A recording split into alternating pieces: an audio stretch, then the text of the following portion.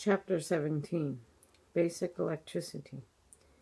The Seward bus line took me right to the front doorstep of my dorms at Avtech. Wonderful, I did not have to look for it with all my luggage. The dorm attendant set me up with a room and wished me luck. Exhausted from trying to get there in time to start the class, I slept the whole weekend. I had started out traveling to Avtech a month ago. I woke up on Sunday 45 minutes before dinner. Timing. I took a stroll through town and decided that I was on to new beginnings. I had enrolled at the last possible minute for the class. I was in need of some tools. The order was going to take 2 weeks to get to me. What to do about it until then was heavy on my mind the first day of class. At lunchtime, to my delight, my brother Henry was at lunch and was to attend the building maintenance class. Excellent. My dad had rented a car to drop him off just before lunch because the flight in from town made him miss the bus. My dad had also bought some cheap tools for me to use until mine came in. Awesome. My dad is the greatest dad in the world. I was in the class with 5 other students. Perfect size for some one-on-one learning. I had no idea what I had signed myself up for. I liked math when I was in high school. That helped me immensely for the electrical class. When I was growing up in the village, it was still traditional in a sense. Men did the outside work and women did the inside work. Simple and effective way of life living on the banks of the Red River's rich environment. Children could go anywhere and explore or try their hand at whatever task was being done.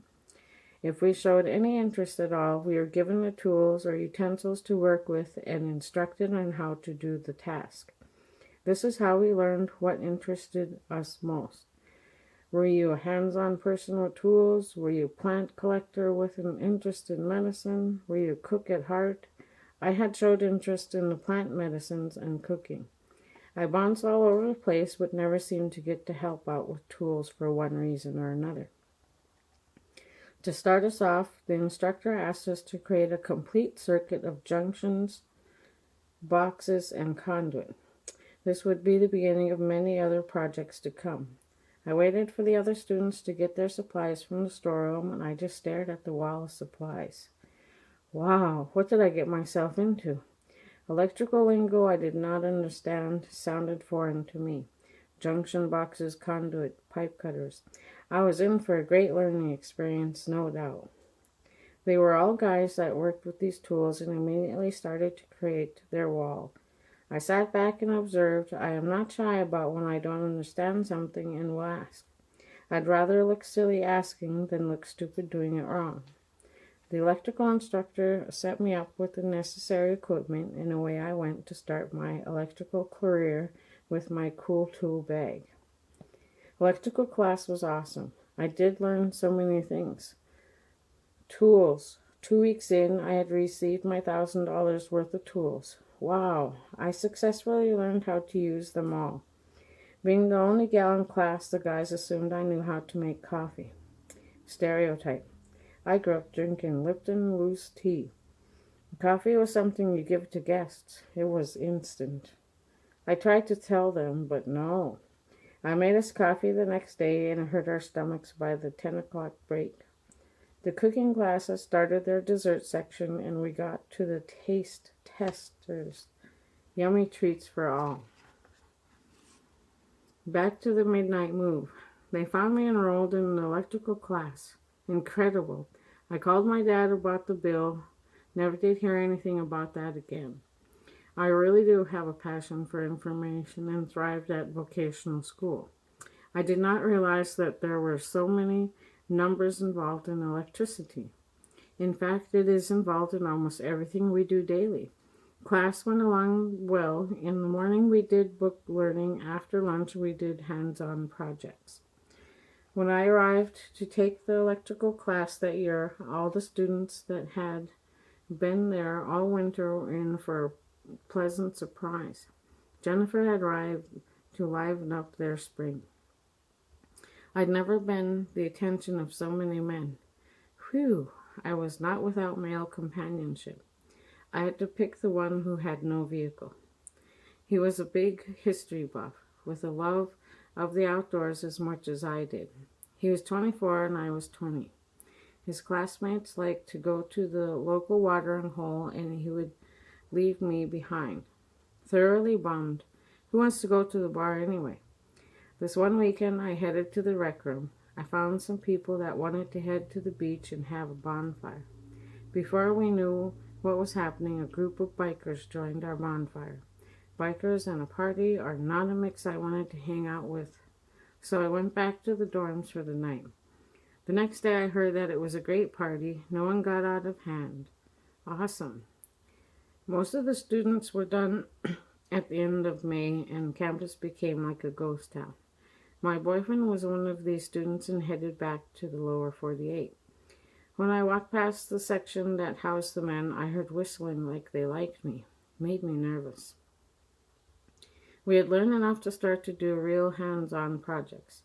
We had to change all the ballast out of the lights in the main office building. We were split into pairs to work throughout the campus. I was partnered up with the native guy from Kenai. With ballast in hand, we went to work. My partner had done this before and encouraged me to do it. I was not the person to do the lockout tagout. My partner did. I even offered up my lineman's pliers to do the job. He marched up the ladder and gripped the first wire. Bam! He was on the ground. I was in total shock. Wow! Someone had turned the electrical back on. Ignored our lockout tagout. Very important. Do not remove any tags. Go and find them so you don't kill them.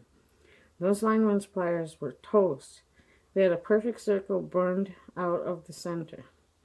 Good thing those were not part of my $1,000 tools. Not dead, we continued with great success. We had to install power poles in the class for the students next year. So many measurements later and tearing up the carpet, they were successfully used the following year. Yes, we were well on our way to a successful electrical career.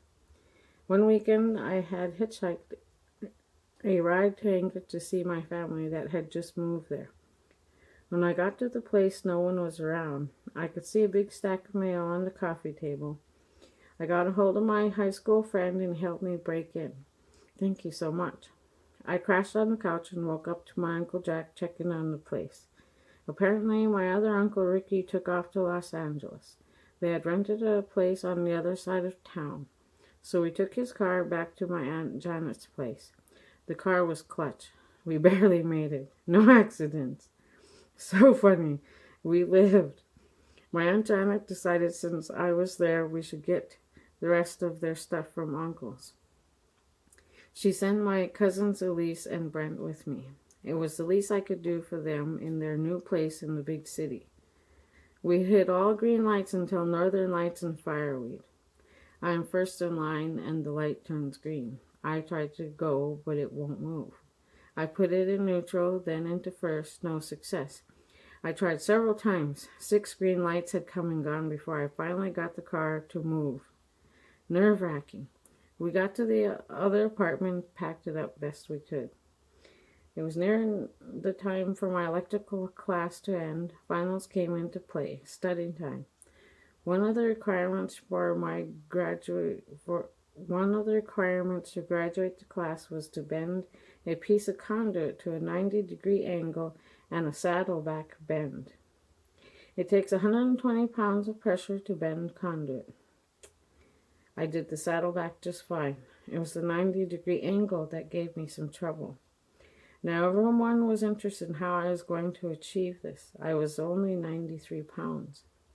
So I grabbed the hickey and piece of conduit and tried my hardest to no avail.